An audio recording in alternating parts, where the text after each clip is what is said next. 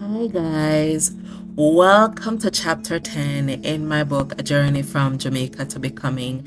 I know I've been off for a couple of weeks. I want to apologize to you for not posting as regularly as I used to before.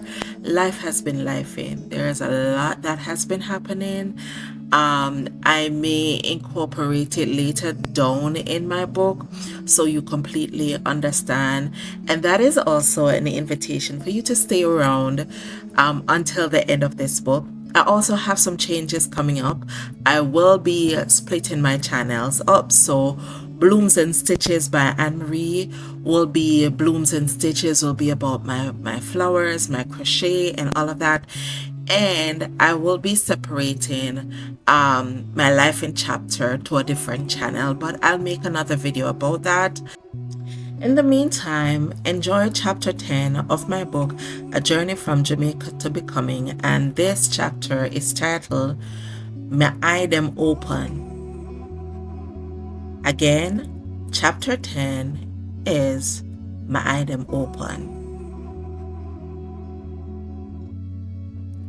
The sunshine was out in full force, and so were the seagulls circling the fishing boat along the Raytown Beach shoreline. I could feel the salt water lapping at my toes and splashing against my shins as I stood rooted to the same spot for almost half an hour.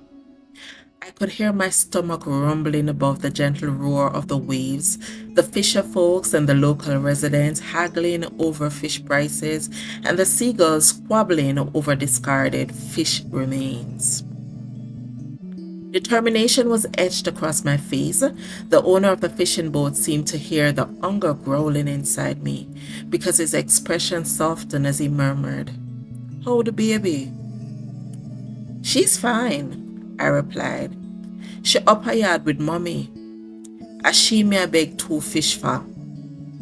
Life had dealt me a harsh blow in the few months since I had left my job at the University Hospital of the West Indies. It was the first real lesson I learned about making impulsive decisions. I had resigned without fully thinking through the consequences. Now I not only had a mother whose health was rapidly deteriorating, but I also had a young baby to care for. And every dollar of my savings had gone towards obtaining a surveyor's report for the property in Raytown that I had hoped to purchase through the National Housing Trust. I had also spent a considerable amount of money during my hospitalizations for a complication from preeclampsia. On top of that, I was still attending school with no idea how I would pay the following semester's tuition. My mother's little yard shop had become our only source of income, and business was disappearing almost as quickly as our hope. Caring for a young baby in the middle of all that chaos was physically exhausting and emotionally draining. My daughter wasn't breastfed, so she had to be fed infant formula. She could only tolerate soy-based products and suffered from allergies that required prescribed soaps for bathing. Yet, her father was almost always on the corner with his brethren smoking, selling weeds, or drinking. Although I had promised myself I would never ask him for help, desperation had forced me to swallow my pride more than once. Each time he either claimed he had no money or became verbally abusive. The last time I'd asked, he looked at me in the eyes and told me to go and sell what was between my legs if I wanted to support my child. After that, I never asked again. I had accumulated such a large bill at one of the local shops that I was often too ashamed to even walk past it. That morning, I woke to find only a small amount of sugar left in the sugar tin. I looked at my baby girl and I began to cry because I had no idea what I was going to feed her that day. That was how I found myself standing beside the fishing boat. Whenever I walked my baby along the beach in the early mornings, I would often see the fishermen either heading out to sea or returning with their catch. Over time, I became friendly with several of them, many of whom remembered my mother from her years of walking the streets selling baked peanuts. I learned that if I helped remove fish from their nets, they would often reward me with a few fishes of my own. Sometimes I sold those said fish for money, other times I cooked them for my mother and I. Today, I was hoping for enough fish to make some fish tea for my baby. My hope dimmed when I realized that only one boat had returned, and even that fisherman had very little to offer. I stood there, forcing myself to open my mouth and beg. There was no way I was going home empty-handed, not with my baby and my mother waiting for me without little to eat. The fisherman glanced over at me again. You could me data, he said. I didn't know where that comment came from, but somehow it made me lower my head in shame. The words I wanted to say became lodged in the back of my throat, choking off every ounce of courage I had. Then an image of my baby playing on the veranda drifting into my mind. I felt lightheaded. Finally, shame loosened its grip. I raised my head and I whispered, Beg you two fish for go cook for the baby now, please. He stared at me, the cigar hanging from the corner of his mouth, before glancing down at the few fishes tangled in his net. My eyes followed his weathered hands as his fingers moved effortlessly through the nylon mesh. His fingernails were blackened from years of hard work, and the thick smell of cigar mixed with the emptiness in my stomach made me feel nauseous. He took another puff, sending another cloud of smoke drifting towards me. My eyes watered instantly. When Nazi? He asked. That was what everyone in the community called my mother. Jamaicans had an uncanny way of giving people nicknames based on their occupation, where they came from, their ethnicity, or even their physical appearance. Since my mother had spent years walking through communities selling baked peanuts, she had become affectionately known as Nutsie. The younger children, however, respectfully called her Miss Reed. She dey home, she no feel good, I answered. Since resigning my job at the hospital, Mommy's health had gone from bad to worse. Much of that was because we no longer afford the nutritious food needed to help manage her diabetes. We also struggled to pay for her medication. To make matters more difficult, she still partly believed that her illness was more spiritual than medical. Alarmingly, her hair began falling out and she became noticeably thinner. Although she had once operated a thriving veranda business, it has steadily declined after I lost my job because it had become our only source of income. Some days I worked as a shampoo girl in my cousin's small hair salon to earn a little money. Other days I would leave my baby with my mommy, whisper a prayer of protection over them both, and then ventured into the city in search of work.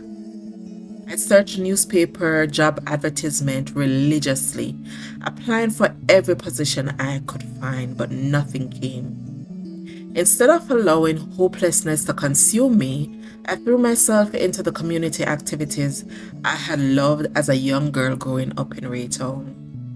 I began attending the police youth club meetings again, along with the citizen association meetings.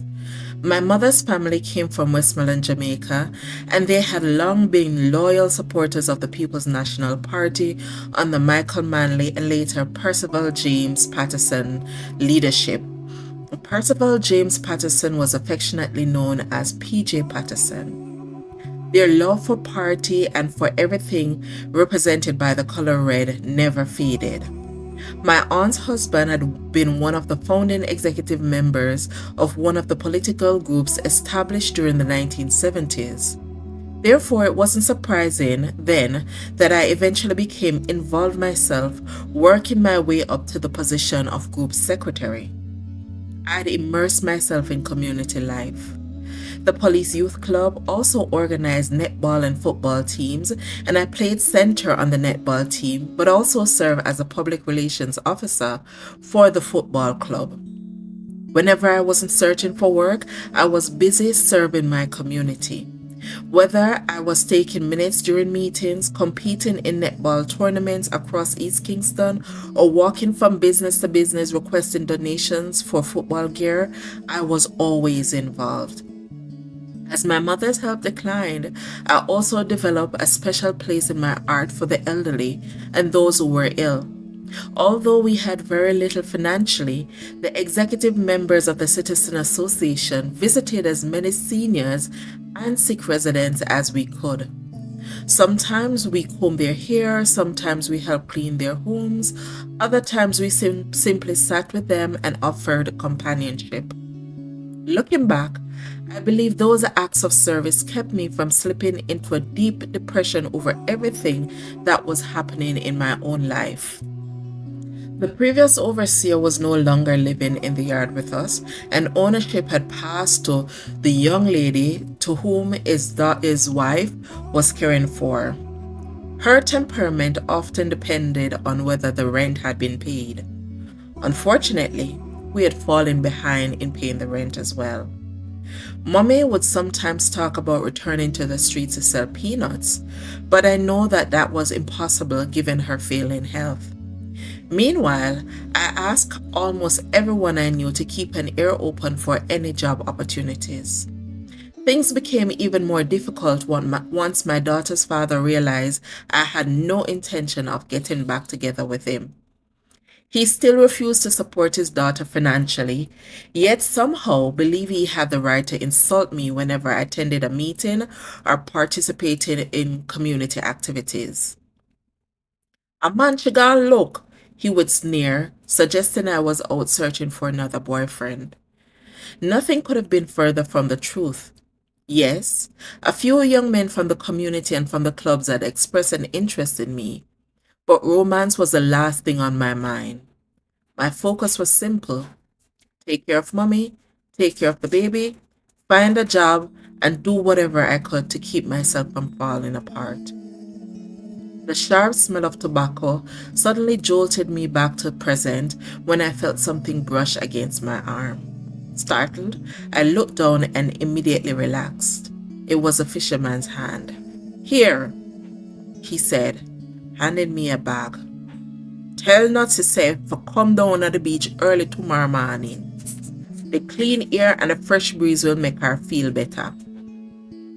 I accepted the bag with trembling hands. Peering inside, I saw several sprats and 4 large kingfish. It was enough food to feed my family for 2 days. The tears I'd been fighting escaped anyway, and I tasted the salt as they rolled over my lips. For a moment, I wanted nothing more than to throw my arms around this shirtless stranger and thank him. Instead, I simply stood there. "Little girl, hurry up and get work," he said gently. "It not look good for you down here, so time's hard.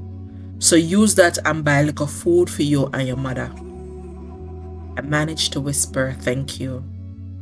Through the haze of tobacco smoke, I noticed something flicker across his eyes. Pity. For some reason, that hurt more than the hunger.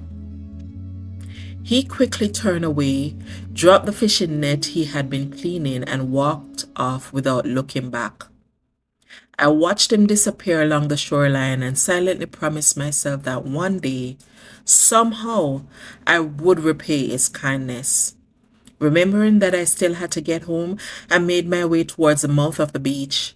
Construction had begun on the highway connecting Norman Manley International Airport to downtown Kingston, and the area was bustling with heavy equipment and workers.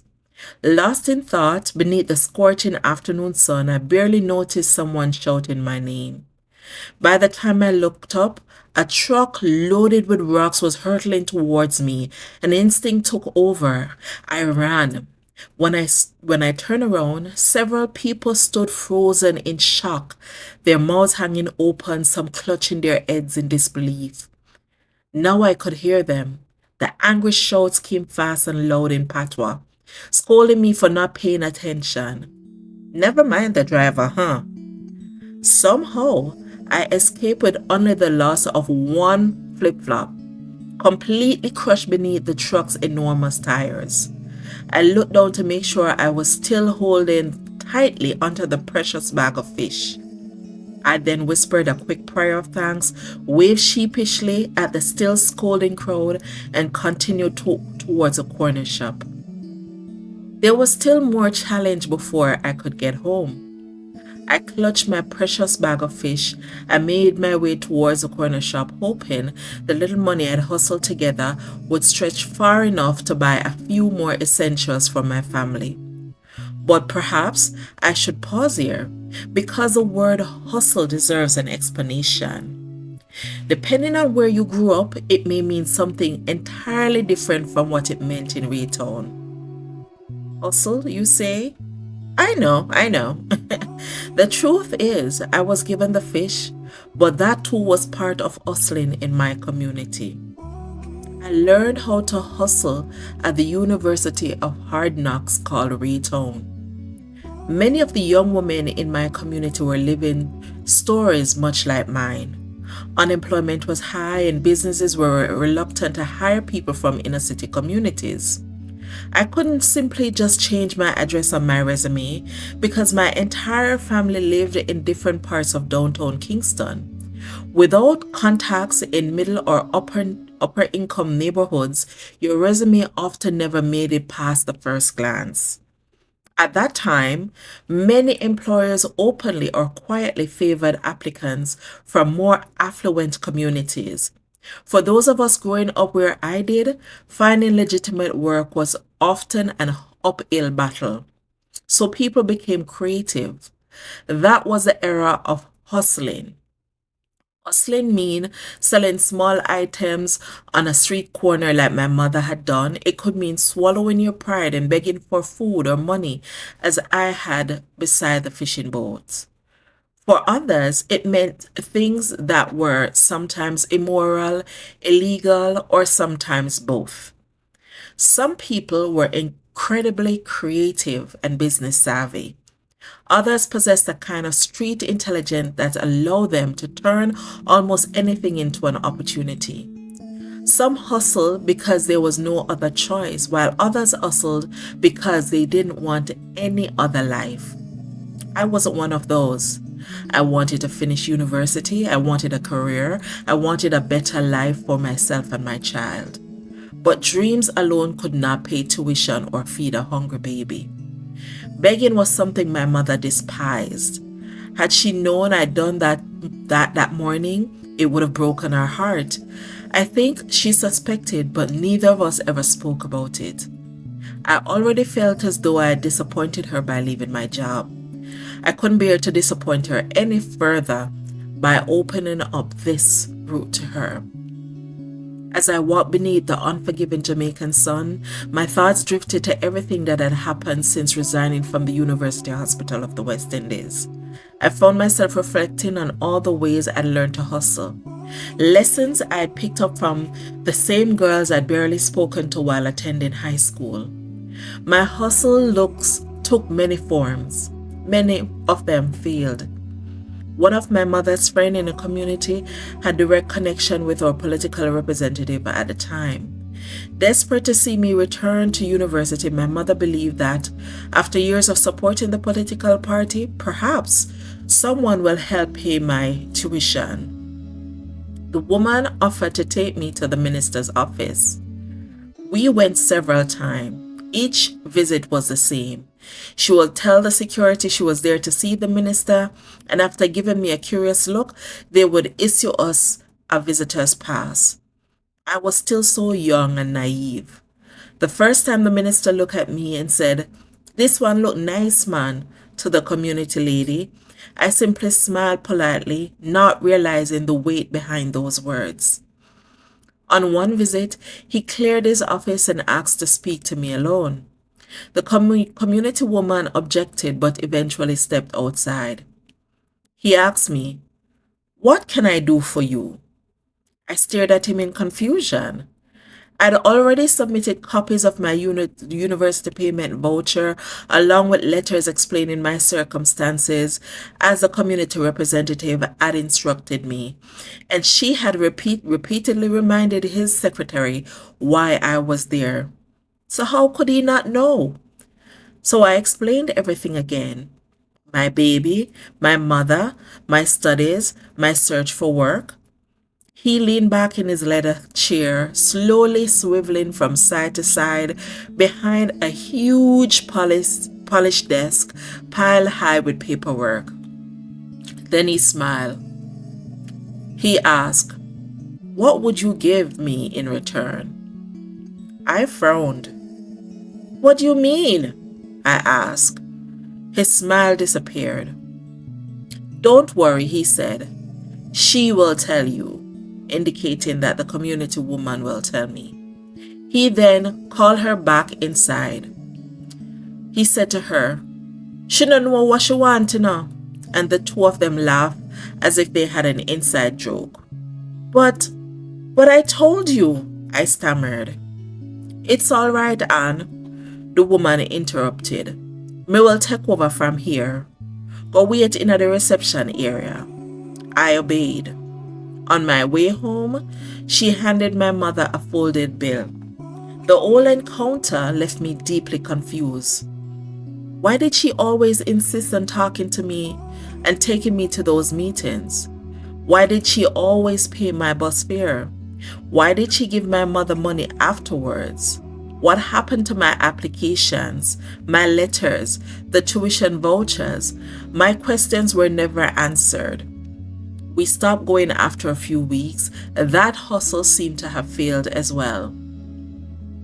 After that incident, I felt like going back to school was now off the table. So I concentrated on finding a job in the meantime. I walked the length of Constant Spring Road, going from shop to shop asking if anyone was hiring, and I did this more than once. One day, I walked into a bar and asked for a glass of water. The place was empty except for me and the bartender, and so she slid a glass of water across the counter, and I gulped down the liquid, thankfully. As the water cooled the heat from the Jamaican sun that burned against my skin, I became aware of a stranger sitting on the other end of the bar, speaking with the bartender. He had just walked in. He got up to serve him, but I noticed something unusual. Instead of reaching for the rum bottle from the shelf, she pulled a bottle from beneath the counter, from what looked like her handbag. I pretended not to notice and remained seated quietly until she returned to stand in front of me. "What you doing in this hot sun?" she asked, gesturing outside. "Looking for a job," I answered. "You would have work in a bar?" she asked. Something jumped inside me, and I looked around at the clean, spacious, beautifully decorated establishment. "Not in here," she interrupted quickly, reading my thoughts. "Somewhere else." The excitement immediately disappeared. I needed a job so badly that I would have taken one from a prisoner. I thought about my sick mother and my baby waiting for me at home. Their needs were greater than my pride, and there was nothing wrong with honest work. "Yes," I replied. "You know where Wall Street is?" she asked. "I live in Raytown. That's near South Side, and I know where Gold Street is." She then scribbled something on a piece of paper and handed it to me. "My uncle owns a bar at the bottom of Gold Street. Tell him, Miss Senor." My smile came instantly, and gratitude shone brightly in my eyes. I was about to thank her when the man she had been serving suddenly shouted, "Don't go water down people rum like how she water down mine." He swayed towards us, holding the glass the bartender had served him. He began cursing at her loudly and aggressively. "Give me back my money because water down rum you give me," he demanded. From the corner of my eyes, I saw her slid a knife from beneath the counter. She denied giving him watered down liquor and told him to leave the bar before she called security. When he saw the knife in her hand resting at her side, his eyes widened in shock. His gaze shifted towards me. "The twa plan for me," he accused. I was not stupid. I knew a foolish drunk when I saw one. I looked at him without a trace of laughter on my face. "Try not come back here before me take the glass here and do something," I warned. He looked startled, but he sucked his teeth, continued cursing, and finally stumbled out of the bar. The bartender and I laughed nervously after he left. I thanked her and hurried to the address she had written on the paper. She was clearly hustling on top of the job that she has. That's not my business to tell. I needed a job. As my bad luck would have it, the owner of the bar was the father of a former schoolmate of mine who knew me very well. He told me he would never allow his own daughter to work in a bar, and therefore he would not allow me to either. Rejected and exhausted, I went home.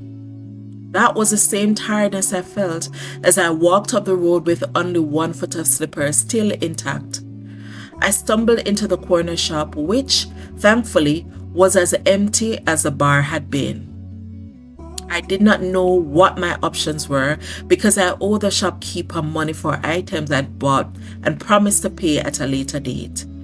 It had been almost 3 weeks and I still hadn't been able to settle that bill.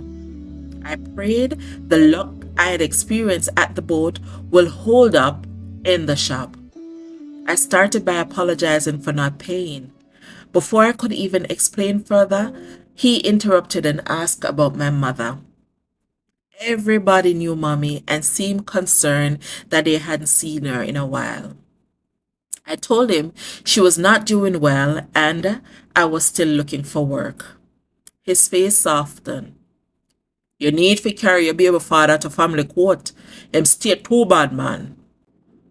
I understood exactly what was going through his mind. My last shopping list had mostly consisted of baby items. To him, the solution was obvious. Take my child's father to court. But taking my baby father to court meant something much bigger. It meant I would need to move entirely for the safety of not only myself, but my mother as well. I did not have the kind of money, and I was afraid of what he would do if I challenged him while remaining living in the community. After some encouragement and my promise that a job was on its way, the shopkeeper gave me some additional groceries. I almost skipped home. I could not wait to feed my baby and cook something for my mommy. As I turned the final corner towards home, I almost collided with a sperm donor, otherwise known as my child's father. "Bitch, that's all you do. Walk around the area and leave your baby and your sick mother." I did not answer him. I simply hurried home with the little food I had in my hand. The fish need cleaning, and I was not going to waste my energy listening to someone who did nothing to help me. I just needed a job. I needed to move out. The community person approached me. The same lady that brought me to the MP, she came and she approached me one final time and told me that the Member of Parliament wanted me to come and collect the check for my school fees. I just could not believe my luck. Fish, money, additional groceries, and now I had a chance of going back to school. I was so happy that all I heard was that I needed to put on something nice because the driver was coming to pick us up. The driver was coming to pick us up? The driver had never picked us up before. This was amazing. After begging for a fish at the boat side and being rejected for a job at a bar before, I'd almost lost hope in everything. This felt like God was reminding me to hold on a little longer. I'd already showered and put on my most decent outfit. While getting ready, I thought about asking the MP for help restarting our yard shop. I know that this seems to be a lot to be asking for help. However, the landlady was becoming increasingly upset and I wanted to start contributing to the rent again. I felt terrible that I could no longer help financially with the household expenses. Mommy understood, but deep inside, I felt like I'd failed her as well. Rupert, the MP's driver, picked up both the community person and me. Something about the arrangement puzzled me, especially the late evening hours, but my happiness pushed those concerns aside. When the community person insisted that I sit in the front of the pickup, another alarm bell rang in my mind. Even when we traveled by taxi or bus, she always insisted to take the best seat. Still, I said nothing. As we drove towards Mountain View, I heard her instruct Rupert to drop her off at a certain point. I immediately turned and asked why she was getting out. She explained that she needed to pick something up and that she would meet us again when I finished collecting the check. Her explanation sounded reasonable, but I felt uneasy. This had not been explained to me beforehand, and I wondered why. Outside of Mommy, this woman was the only person who knew I was going. I had specifically told her I was heading to the MP's office to collect a check. Having traveled through halfway through many times and visited the MP's office before, I knew the route like the back of my hand. So when Rupert took a different direction, I immediately questioned him. He calmly explained that the MP was at his home because he was traveling abroad on government business and was packing. My nerves began to tremble. The community person was no longer with me. Mommy didn't know exactly where this route was, and I had no money to get home on my own if I needed to leave. And somehow, the entire situation just felt wrong. To make matters worse, I remember the last time I'd seen the Member of Parliament. There was something in his manner that seems to suggest something my young mind could not fully understand. Before I could figure out my next move, we were pulling into a compound near Devon House. The compound had towering walls and enormous gate, and I'd never seen anything like this before. By this time, it was dark. The compound was breathtaking. There was lush vegetation everywhere, two expensive looking cars parked along the circular driveway, and a fragrance in the air that made it seem as if every rose from the Garden of Eden had been planted there. Rupert parked on the driveway and motioned for me to follow him. I hesitated, but still I followed. I kept telling myself that I would simply collect the check and leave as quickly as possible. I hope I would not have to walk home because that would have been more than a 5-hour journey to walk. I decided I would not even bring up the idea of restarting a yard shop. My only goal now was to collect the check and leave. As I entered the foyer, there were 2 other men whom I recognized immediately and felt a little less tense. One was a well-known justice of the peace who frequented Waytown sometimes on a daily basis, and the other was a well-known political activist from Almontown. I suddenly remembered that one of the cars parked outside belonged to the activist or the JP, and I thought that perhaps I could ask him for a ride home as another option. I greeted them. "Good evening." They responded but quickly turned back to their conversation that they were having before I entered. The driver told me that the MP was upstairs waiting for me and I hesitated. "You coming with me?" I asked him. I'd never been inside this house before. How was I supposed to know what upstairs looks like? He gave me brief direction but declined to accompany me. As I walked up the carpeted stairs, every instinct in me was screaming. I prayed like hell that I was not walking into something that I was not prepared for.